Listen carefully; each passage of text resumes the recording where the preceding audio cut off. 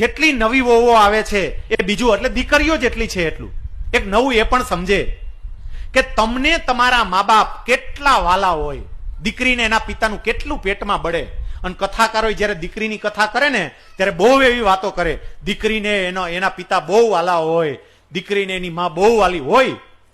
પણ સાથે સાથે દરેક દીકરીઓ સમજો કે તમને તમારા મમ્મી અને પપ્પા જેટલા વાલા હોય ને, તમારા પતિને પણ એના મમ્મી અને પપ્પા એટલા જ વાલા હોય. મહેરબાની કરી તમારા પતિથી એના મમ્મી પપ્પાને છૂટા પાડવાનું પાપ ન કરો. આ પાપ કરીએ છીએ આપણે. નથી ફાવતું, બાપુજી જોડે નથી ફાવતું, બા જોડે નથી ફાવતું તો ન ફાવે ભાઈ. બધાની સ્વતંત્રતા જોઈ. એવી રીતે ના પરિવાર ટકે. પરિવારને ટકાવવો હોય તો એમની જોડે રહેતા થાવ. તમારા પતિને તમારા મમ્મી પપ્પાથી છૂટા નહીં કરો. બિચારો આમ પેલા સેન્ડવિચની જેમ પીસાય, નો મમ્મીનું તાણી શકે નો વહુનું તાણી શકે, બેયની વચ્ચે સેન્ડવિચ થઈ ગયો હોય. જરાક આ બેનો શીખીએ.